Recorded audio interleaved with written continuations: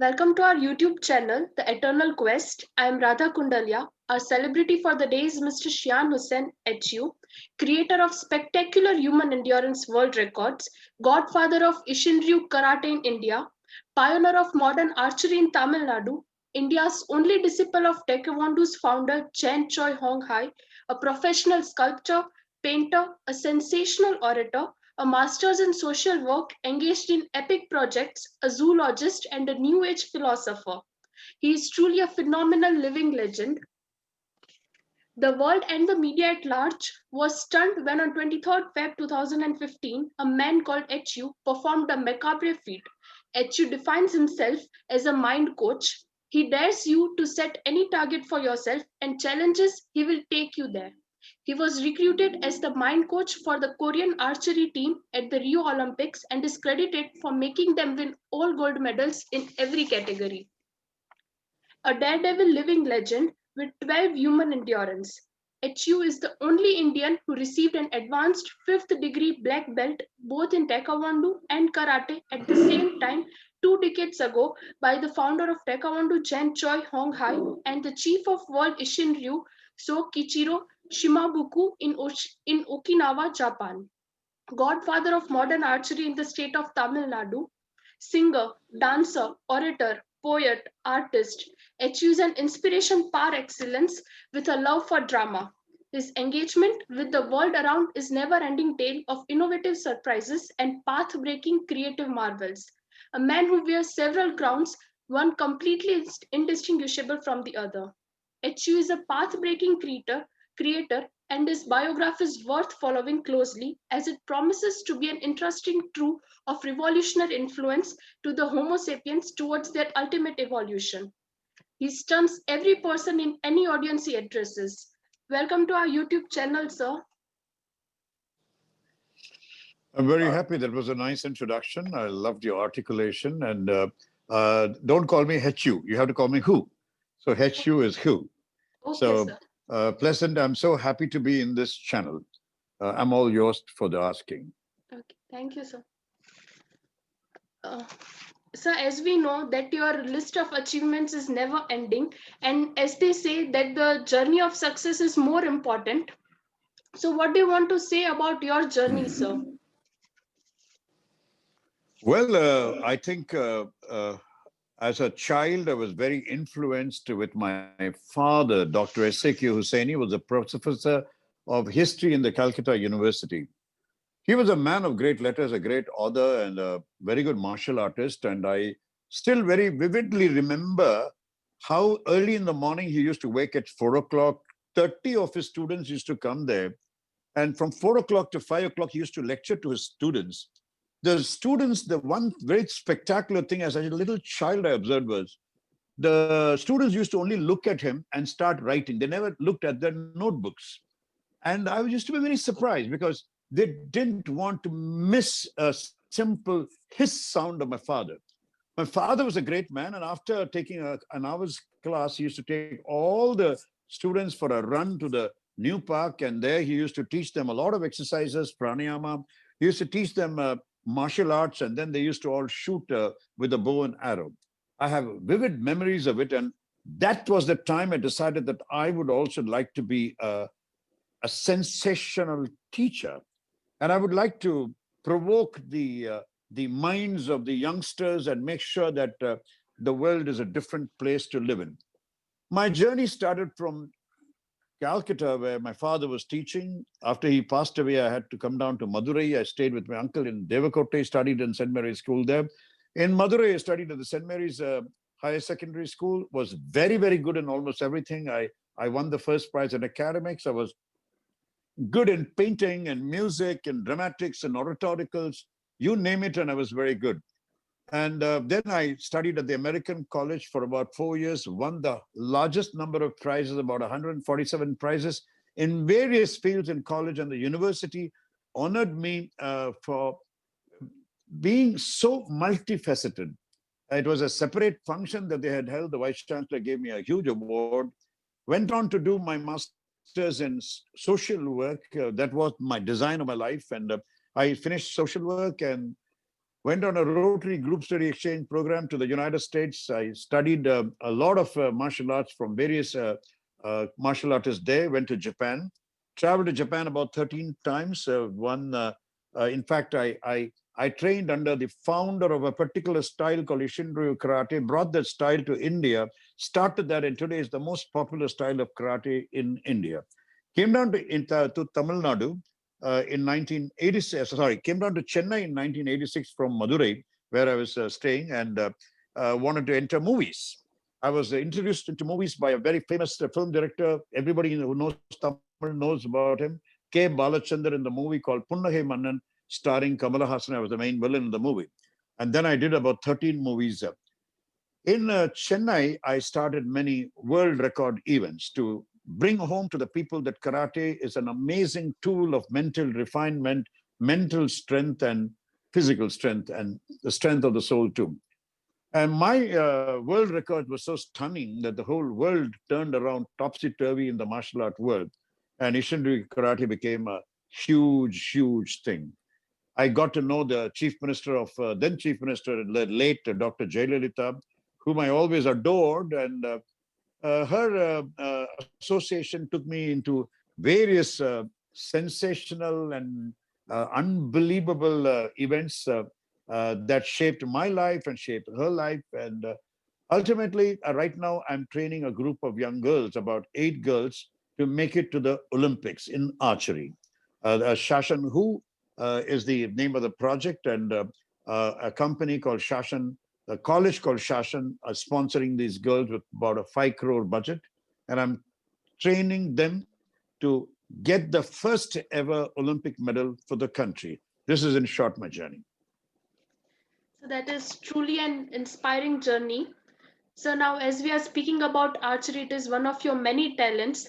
So what was your experience in reaching the pinnacle of the godfather of modern archery? I'm not the godfather of modern archery. I'm the godfather of modern archery in Tamil Nadu. Yes. In India, archery started many, many years ago. Well, archery, as you know, is in our genes. Archery is the most ancient game that humans played. In fact, archery is more a mental tool than anything else, though it started as a tool to hunt animals and then moved into a weapon of mass destruction and wars. And then once guns came in, it became a sports equipment. I look at archery as a mind tool to refine the mind, to focus and reach any target that you would set your mind's arrow to, any target in any field. Well, if you can't move a large rock, Radha, you take a crowbar and you move it. It easily moves. You can't tear a cloth. You take a scissors and chip it. It tears. You can't break a wire. You take a cutter and clip it off into 2.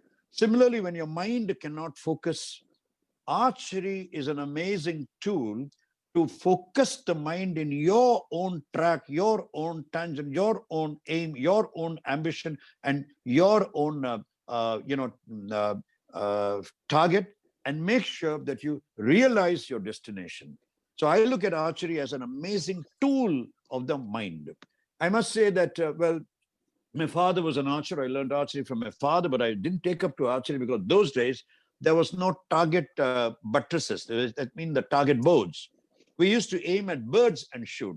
I was a bird lover. I love birds and animals, so I just didn't want to learn archery.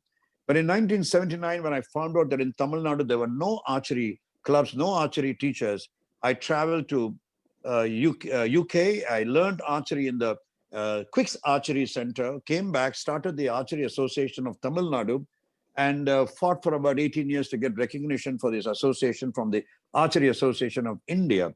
Got my recognition, and then ultimately, I became the General Secretary of the Archery Association of Tamil Nadu. I learned archery from some of the top archery experts in the world, primarily from Mr. Pascal Colmar, the chief of archery coaching of World Archery. I've done 7 courses from him. I'm a level 3 archery coach, one among the only 2 in the country. And having learned archery, now today I'm the Joint Secretary for the Archery Association of India. I am also the the director for the Coaches Committee of Archery Association of India, and I teach archery. Archery is my breath. So because I introduced the first modern recurve bow to Tamil Nadu, because I introduced the first compound bow to Tamil Nadu, because I introduced modern archery techniques in Tamil Nadu, I'm known as the godfather of archery in Tamil Nadu, not in the country at all. Truly, your love for archery is remarkable, sir. So, coming on to your next talent, we all know that you are a sensational orator. So, as an orator, how are you different, sir? Well, let me put it this way. I have command over communication, and I talk to the hearts of people.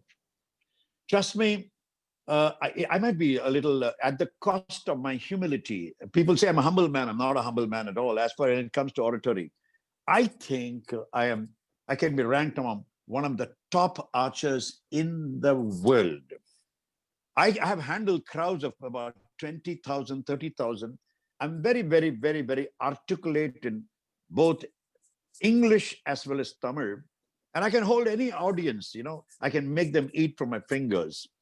I was the worst of orators when I was in school. I do remember the day when I first went for an oratorical competition, took the mic, stood there, and looked at the crowd and said, "Hey, look at the hut. There is a window, the dark room, a lady is sitting down, and a streak of light is coming down." And I forgot. A streak of light was coming down, and I forgot.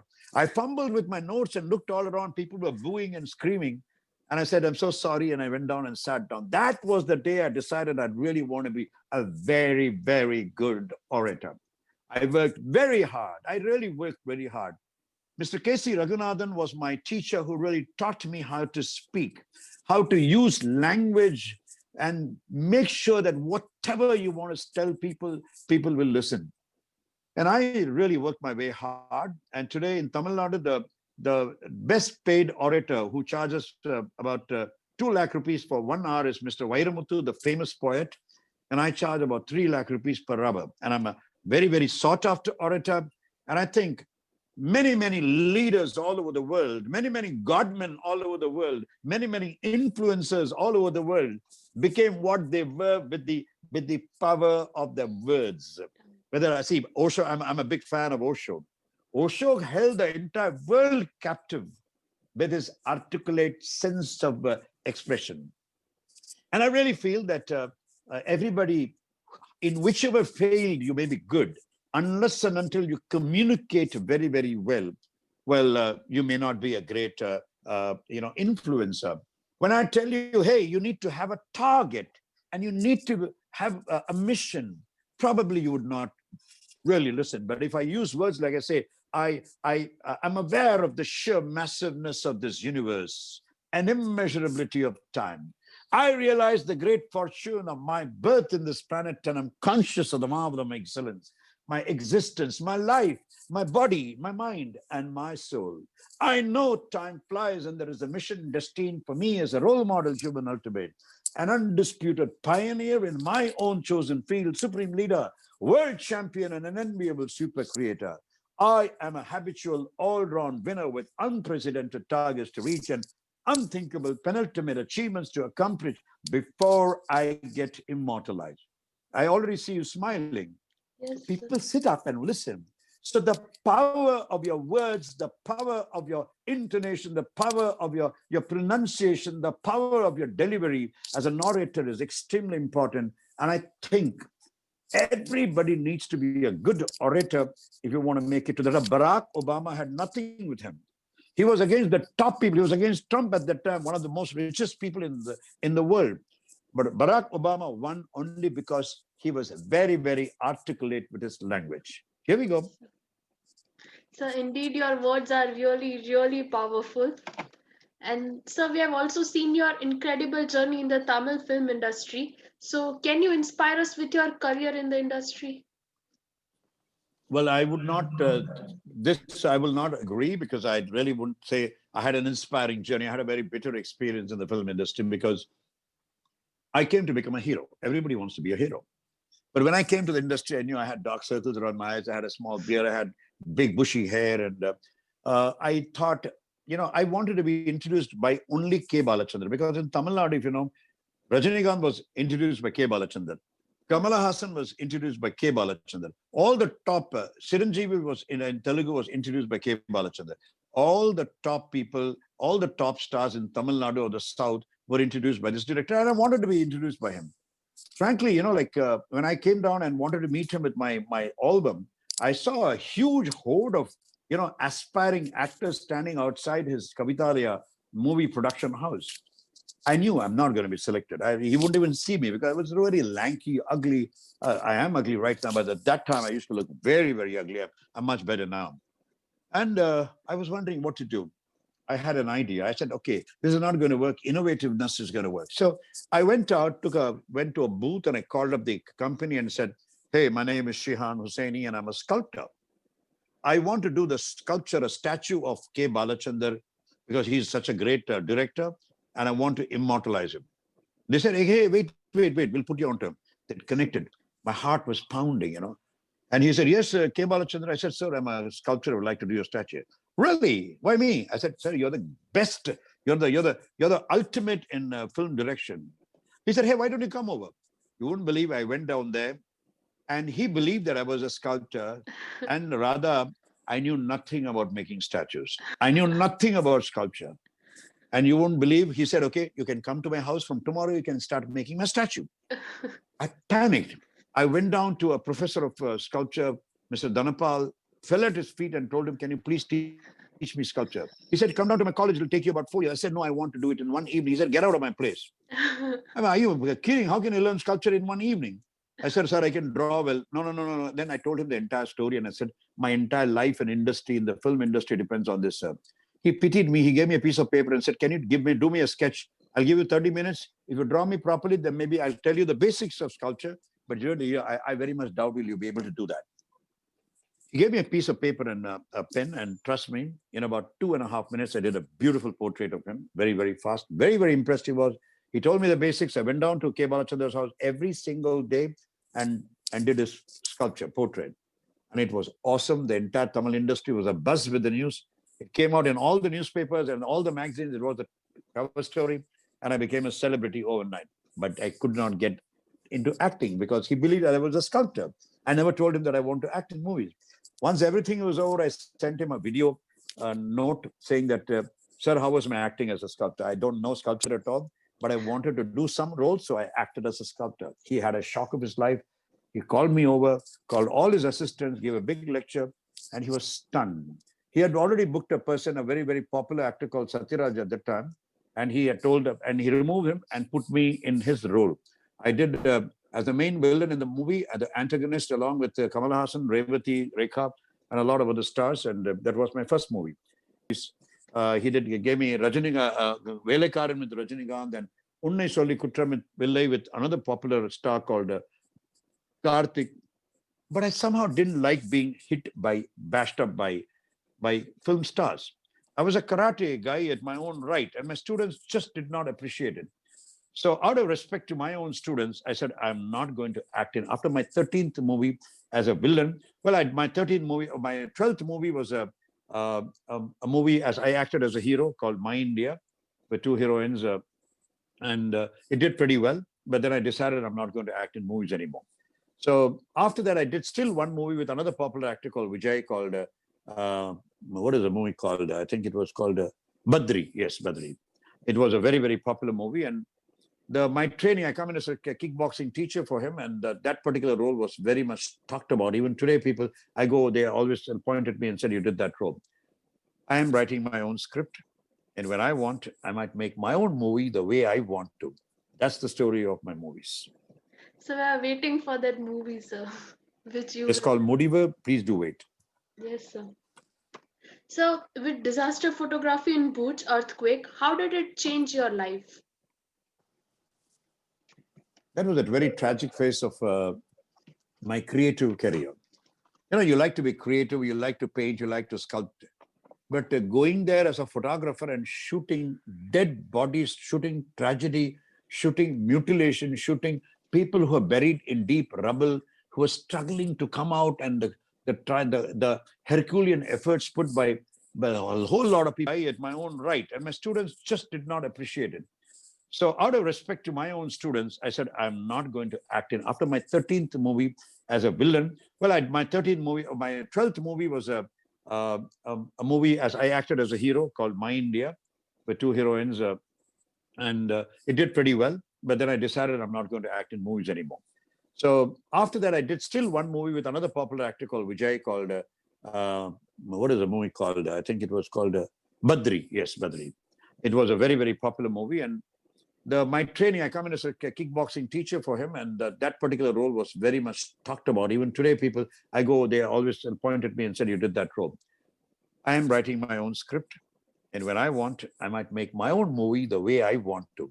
That's the story of my movies. So we are waiting for that movie, sir, which you It's will. called Modiver. Please do wait. Yes, sir. So with disaster photography in Bhuj earthquake, how did it change your life? That was a very tragic phase of my creative career. You know, you like to be creative, you like to paint, you like to sculpt. But going there as a photographer and shooting dead bodies, shooting tragedy, shooting mutilation, shooting people who are buried in deep rubble, who are struggling to come out, and the Herculean efforts put by a whole lot of people to try saving people, and hundreds and thousands of people dead, dogs eating the hands of the own owner so that other dogs don't eat. Such visuals really shook me up. And I do remember there were at least 200 odd aftershocks after the earthquake, and I was there sleeping in the open, you know, with nothing, and it was very, very cold at that time. It changed my life as a human being. It told me that, you know, death is inevitable. Maybe anybody, but then nature is ultimate. The cosmos has so much power. There is something right above you. You may do whatever you want to, but nothing on earth can stop destiny. So be good when you can be. Be nice when you can be. Be happy all the time. Be as humble as you can be. So it changed me into a very humble person, a person who wants to spend every moment of my life doing some good or the other. Such moments are really life changing, sir. And so we also know that you are very famous for your singing. So can you please sing a song for us? I don't have a guitar here. I need to go and get a guitar. But then, I would do too. I don't know whether you like Tamil songs. I don't know whether what kind of people are going to hear this. But kabhi kabhi mere dil mein khayal aata hai कि जैसे तुझको बनाया गया है मेरे लिए जैसे तुझको. You know, I don't know Hindi, so you must really appreciate that. Yes, sir, it is. It was really good. It was I don't know Hindi mesmerizing, at all. sir. Really, how sweet of you. You're very nice. Yeah, actually, you're very articulate. You know that, Radha? Thank You're you, very sir. articulate. So, being a path-breaking creator, do you believe in the power of the mind and the innumerable possibilities that human mind can achieve? Radha, the mind is such a powerful tool that it can break mountains, it can fathom the deepest ocean, it can propel a person in tons and tons of fuel to, you know, moon. It can propel a rocket to Mars, 22 crore kilometers away. The mind is so powerful that you can split an atom. You can transplant a heart from one to the other.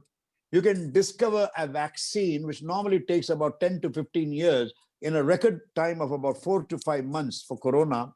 Yeah. The human mind is amazing. Trust me, people have found so many things, but they are still not able to understand the human mind. The human mind is all about tuning. I don't know whether I can do this right in front of you. I am a mind coach, and I'm very happy to tell you that I'm a mind coach. I would like you to understand that tuning is very, very important for the mind. If you and I are synced, I can communicate so many things to you. I can speak languages to you that you will never understand, but you'll still acknowledge. You can hear things that you cannot hear normally. You need to sync. Sometimes it happens when you look into the eyes of a person, you start syncing. If you have studied physics in your school, you have heard of the tuning fork. Every tuning fork has a frequency. You hit a tuning fork, it starts vibrating. Any other object or any other tuning fork with the same frequency will start vibrating. Nothing will happen to the other tuning forks. In a simpler way, if I need to tell you, Radha, you play your favorite song full volume, boom, boom, boom, boom, boom, window starts shaking because it's of the same frequency. You change the song into a pleasant song, the cup in your table starts vibrating. So anything with the same frequency will start vibrating. To make it more simpler, if you have ever had a dog in your life, or you have a dog, or you know somebody who has a dog, the dog starts barking. You go outside and see there is nobody at all. The dog can hear sounds of a frequency that you can't hear. The same dog will go down next to the television set, which is very, very loud. Your mother will say, hey, reduce the volume, but the dog will be sleeping. He can't hear that loud sound. So tuning is completely different. To take home the point, let me tell you that many, many people, many, many Homo sapiens, kings, saints, monks, priests, a whole lot of people were in search of that mantra that would make the mind strong, that would make the mind powerful, that would make the mind do things that they normally can't do. The Buddhists found, if you look at my room, you can see a whole, there are thousands of Buddhas here, right? Can you see the Buddhas? Yes. So the Buddhists, they discovered that it is not just a mantra, but a sound. And they discovered by hearing the sound, you can get into sync with the Supreme, with God Himself.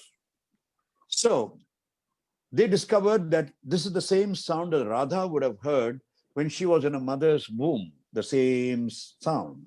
If Radha is plucked from earth and flung into space, and when she is falling, she would hear the same sound. When Armstrong landed in the moon and opened up his speakers, he writes in his autobiography, I heard the sound which sounds like the Indian Om. Om is an amazing sound that can completely transcend your consciousness, provoke your mind, and make your mind absolutely vibrant and sound. The Buddhists, they invented something called a Buddhist singing bowl with certain alloys. And they had a handle. When they used to take this handle around the bowl, it used to hum in a very loud way. Oh, it used to hum. That was the greatest discovery for the mind. Anybody's mind became strong. If you hear the hum, Radha, I don't know in which field you want to excel. You're in microbiology. If you want to get a Nobel Prize in microbiology, all that you need to do is to have the singing bowl and tell yourself, I need to win a Nobel Prize in microbiology. And you will definitely win the Nobel Prize. If you are free, I don't know how much time we have. Let me introduce you to the Buddhist singing bowl. And I will do a simple experiment with you. Take your hands up like that. Rather, take your hands up like that. Yeah. Put it like that and turn it around. Yes, exactly. Turn it around. Put it on your navel. Good. Put it down. Open up your eyes and listen. Please do not tell me when you can't hear something, just to please me. The entire intent of the experiment will be gone. I'm going to have this here, and I don't know how many people are going to watch it, but it's going to have the same influence in everybody, even if you watch a recorded event. Can you see it at close quarters? I'm going to take it around. Whenever you hear a very huge hum, you can take your hands up and show it to me. I can hear the sound. Don't tell me you can hear the sound if you can't hear it. It will defeat the purpose. It's a huge sound, the sound of Om. The Om sound. I can hear it. It is reverberating in my ears. It is all over the room. Be honest, you did not hear anything. Now, let's do the same experiment one more time. Take your hands up. Put it here like that. Crisscross the yin-yang lock. Put it below your navel. and then again watch the same thing. Okay. Whenever, if ever you hear a sound, take your hands up. Okay. From here, I can hear the sound. Be very honest. Can you hear it? No, sir. Be honest. No. Now you look. Can you look into my eyes? Look into my eyes. Can you look into my eyes? Can you see my Yes, eyes? sir. Yes, Can you sir. see my eyes? Yes. Right. Just look into my eyes.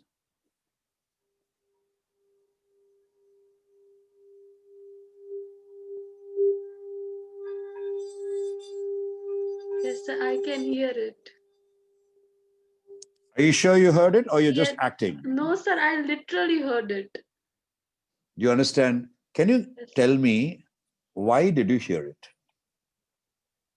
So because Because you looked into my yes, eyes, sir.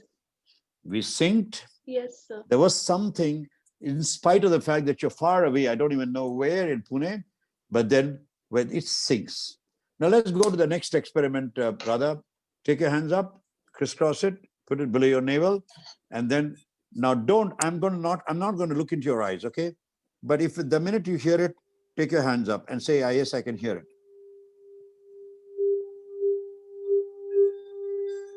Tell me that you can hear it.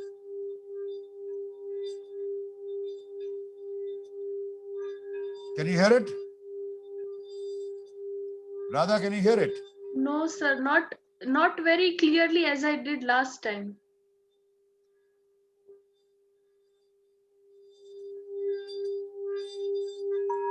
Yes, sir.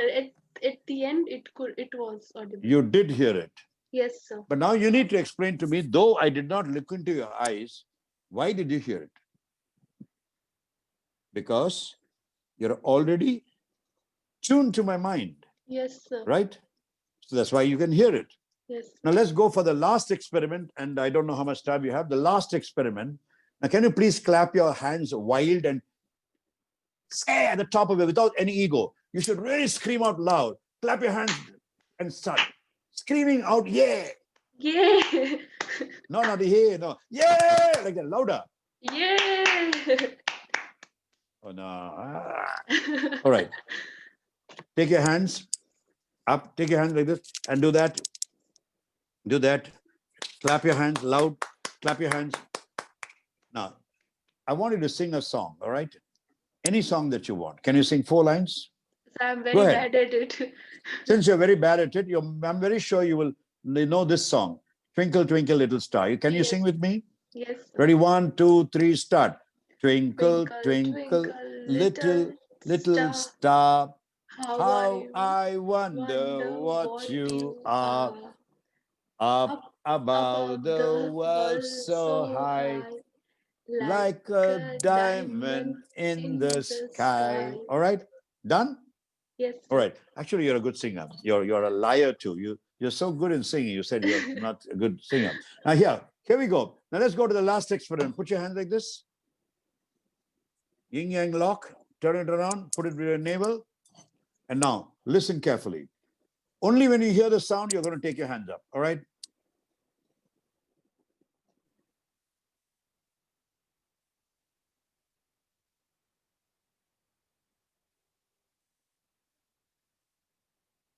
Whenever you hear the loud song, take it up. Take your hands up. Whenever you can hear it loud.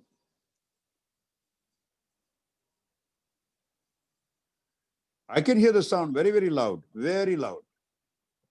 Be honest. Did you hear it? No, sir. No. Can you tell me why you couldn't hear it? So because in my mind, twinkle, twinkle, little star was going on. Twinkle, you got distracted. Yes. You're perfectly right. You got distracted. Like a veena, the strings. When the strings, you tune them, you can bring out great music. When the tuning goes off, when you shake it up here and there, you can't hear music. Like the guitar, if you have ever played a guitar, you need to tune the guitar to play. Yeah. If it's not tuned, like you can't hear the music. So your mind and my mind, the mind of people who are listening to this interview or watching this interview, and my mind, when you sync, you can hear. When you can't sync, you can never, ever hear. That is the power of the mind. Anything is possible. So these experiments were really wonderful, sir. It completely changes the perception that you have towards your mind. Thank you, sir.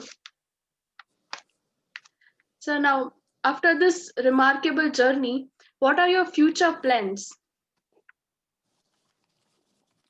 Well, right now, I am fixed at making it that one of my students makes it to the Olympic and wins the first Olympic medal for my country. Apart from that, I have several other ambitions. I don't know whether you know about it, but then I made the first sculpture in the world, first ever sculpture in the world with my blood. I took about 13.2 liters of my blood over 8 years. Every 3 months, I used to take 350 ml of my blood. I saved the blood in a freezer. And in 2015, I made the first ever statue of a leader in my frozen blood. Dr. Jayalalitha statue I made. It created waves all over the world. That was the first ever statue in pure blood, with my blood. Jayalalitha was shocked. She sent people, she sent the ministers, and she called me over. She, in fact, very, very lovingly chided me also. But then now as a sculptor, see, I have several roles. I'm an archer, a karate expert, an artist, a sculptor, a motivator, a parapsychic, a whole lot of stuff I'm rolled into one.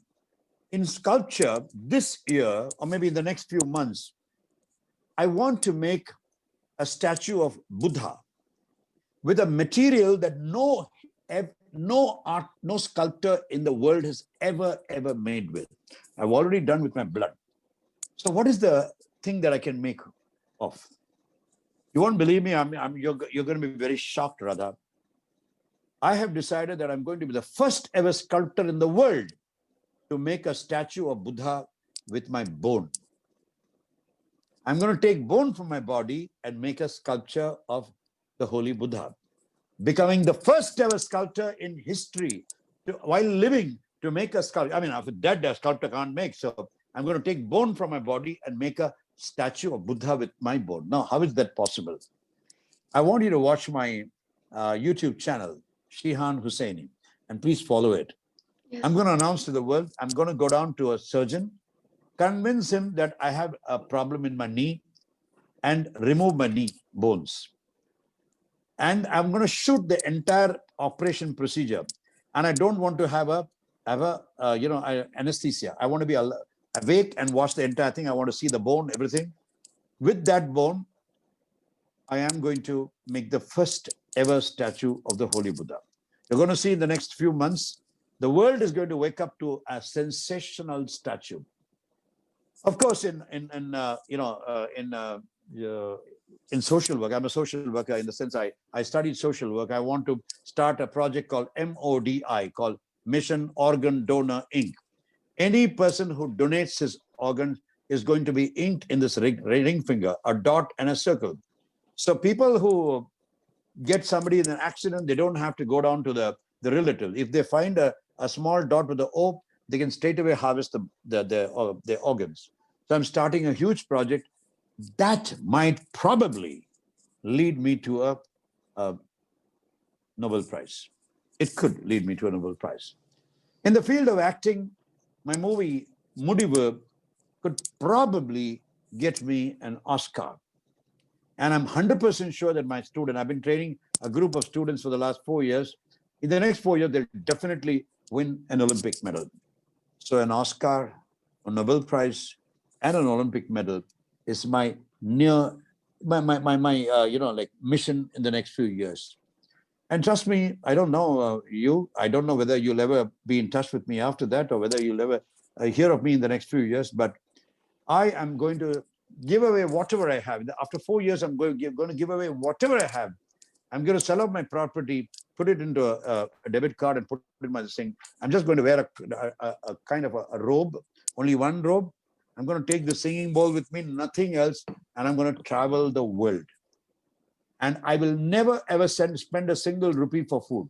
I'll find out if anybody has the mercy to give me food. I'm going to beg for food and I will eat. You're going to watch. You can watch it in my YouTube channel. I'm going to have the whole world listen to it. And then I'm going to come back after a year or two after I visit most places in the world. And then I'm going to become the biggest godman that probably Earth has ever seen. You have seen the Osho. You have seen, Bhagavan Rajneesh. That was the other name. You have seen Sri Sri Ravi Shankar. You have seen the other guy in Coimbatore. What is the guy's name? I'm not sure. Jagat Guru or whatever. And you're going to see who HU is. You just have to go down to YouTube and then just press who mantra. You'll be very surprised that there are thousands of people who are waiting for who to descend. For your information, how many Buddhas were there? Have you any idea who was that? What was the full name of Buddha? Siddhartha Gautama Buddha. And you think, and everybody think that there was only one Buddha, but there were 28 Buddhas before, 27 Buddhas before Gautama Siddhartha Buddha. And they believe that the next Buddha is going to come in 2025. And who is the next Buddha? The next Buddha is not going to come in a flying saucer. He's not going to, the earth is not going to split and he's not going to emerge out. He's not going to come in wings like an angel and descend on them. He's just going to be one among us, you or me. Anybody who is enlightened. And enlightenment comes from pain. Enlightenment comes from penance. Enlightenment comes from torturing oneself. They say that the next Buddha is going to be tested by snakes. He's going to be tested by fire. He's going to be stoned. He's going to be crucified. I don't know how much you know, but you have to go down to YouTube to find out. I have been in an inferno with 140 liters of petrol poured over me, and I was set ablaze, and I started in the inferno for 30 seconds alive and uninjured in 1991 with just an ordinary cotton suit, creating a record that no human being on earth has ever done. In 1994, I had 4 poisonous cobras tested and checked and brought by journalists and tested by herpetologists bite me on my hands. With the venom racing to my heart, I smashed 300 times with my forehead and survived. I was in a hospital for 2 days in a semi-coma, but I did survive. In 1996, 1,060 huge heavy rocks, each rock weighing about 300 to 400 kilos, were placed on my chest and smashed with a sledgehammer non-stop from morning 6 o'clock to evening 6 o'clock, creating a record and a medical wonder that no human being has ever effected. In 2015, I crucified myself to a cross with 6-inch nails hammered. The first nail I hammered, just go down to YouTube and type in Shihan Hussaini crucifixion and you'll see. The first nail I crucified. The second nail, my students in my feet, they hammered nails. No other human being has, no other Muslim has ever been crucified in the world. No other Indian has ever been crucified ever. And no other human, including Jesus Christ, self-crucified himself in a cross. So there is something, you don't know, I don't know how much you know about me, but then I just found out that if you add the total, they call 9 as a very, very lucky or a very, very, very powerful spiritual number. They call the Navagraha, the 9 planets, Navadanya, the 9 grains, Navaratna, the 9 jewels, Navadwara, the 9 holes, the 9 openings in the human body. And if you put my telephone number together, 98416-18386, the total is 9. If you see my door number, T16-2, the total of my door number is a 9. If you see my date of birth, 28/12/1958, but the total is a 9. And you won't even believe, you go see my car, the total of my car. And I never decided my date of birth. I never decided my door number. I never decided my telephone number. And to be honest, I never decided about the number when I bought the car. But then somebody came and told me it points out to something very, very powerful. Don't be surprised, Radha, 5 years from now, 10 years from now. Have you ever read the book called The Monk Who Sold a Ferrari? It's a very popular book, very, very famous book by Robin Sharma. I am going to be the monk who bought that Ferrari that monk sold. I want to be known as the monk with Ferraris. I want to have 7 Ferraris with me, each a different color. When I come back after my sojourn all over the world, I want to be the richest godman around and help the world to be a better place. Help people to leave Earth and go to Mars. Help people, like Elon Musk is doing, to have an interface between the brain and computers. To help people to bring out electricity without anything like Elon Musk is doing. There's a lot of plans. Only God must give me the time and the life to do it. So you rightly described it. I'm totally shocked. So now, last but certainly not the least, any message to the audience? Well, my message to the audience is, you know, life is very, very short. For a moment, I'm addressing everybody who's listening to this. For a moment, listen to where you are. In this big, huge universe, you do not know where it starts. You do not know where it ends. In a cluster of stars called the Milky Way, in a system known as the solar planetary system, in a spherical object called Earth, in a corner of Earth called India, in a corner of Earth called Pune or Chennai or wherever you are, in a corner of the city where you are, in your own address, you and I, living as human beings with eyes that can see, ears that can hear, a tongue that speaks multifarious languages, with a brain that buzzes with activity.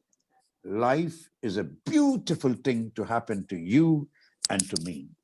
By the time, Radha, you were rocked in a cradle. Cradle is gone. You were crawling on all fours. By the time you even remember, you started standing up and walking. Your crawling hood is gone. You entered into school and became a school child.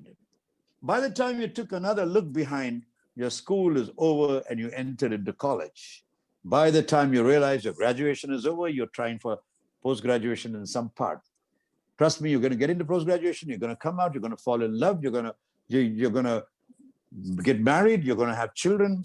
And by the time you take another look around, your children are going to be grown and white, streaks of hair, silver in your hair are going to stick around and you're going to dye it. And by the time you take a last look around, death in all its grotesqueness is going to beckon you to the grave, to the coffin, and to the flames. Life is going to be over just like that. In the short speck of time, unless and until you achieve something incredible, unless and until you choose a path that nobody has trodden on and become the ultimate in that, unless and until you become an ultimate human being, HU, human ultimate, your coming to this earth is the biggest ever waste. It is utterly a waste that you ever came to earth. So life is beautiful. Enjoy every moment, enjoy every minute, enjoy every second, enjoy every hour, enjoy every day, enjoy every week, enjoy every fortnight, enjoy every month, enjoy every year. And as long as you live, be peaceful, achieve, keep on working hard. Unless and until you achieve, there is a beautiful way of putting it. The spelling of success is S-C-C-E-S-S. The spelling of success is S-C-C-E-S-S. What did I leave out? You. The you. Without you, there cannot be success. You need to decide. You need to say, hey, there are three very important letters in the English dictionary, C-A-N, pronounced as can. And a very funny letter called I. You take this I and put it behind C-A-N. Behind C-A-N. What does it read as? Can I? Can I? Behind C-A-N. Okay. The art of winning is to take that I behind C-A-N and put it in front of C-A-N. Now it reads as I can. And you need to always tell yourself, I can. I'm number one, I'm number one, I'm number one, I'm number one. That's the mantra. That's the advice I would like to give to everybody watching this. Jai Hind. Whenever you're watching this, it could be today, it could be tomorrow, I don't know. For the next 10 years, you might be watching this interview. But have a beautiful day, enjoyable afternoon, a pleasurable evening, and really a fascinating night, a great tomorrow, a wonderful day after tomorrow, a lovely week, a superb weekend where you let your hair down. Enjoy your fortnight, your month, your year, your life. And if ever you happen to come back on earth one more time, enjoy yourself. God bless you all. Jai Hind. God bless you, Radha. I can tell you, I am a parapsychic. Maybe we'll have another interview about what is this parapsychic all about. But you have a great future. You are going to rule in whichever field you're going to take. God bless you all. Thank you, sir. So that was very beautifully said. Thank you so much, sir, for inspiring us with your rich experience. And it was truly an honor talking to you, sir. Thank you. And do like, share, and subscribe to our YouTube channel, The Eternal Quest. Thank you, sir. I will. I certainly will.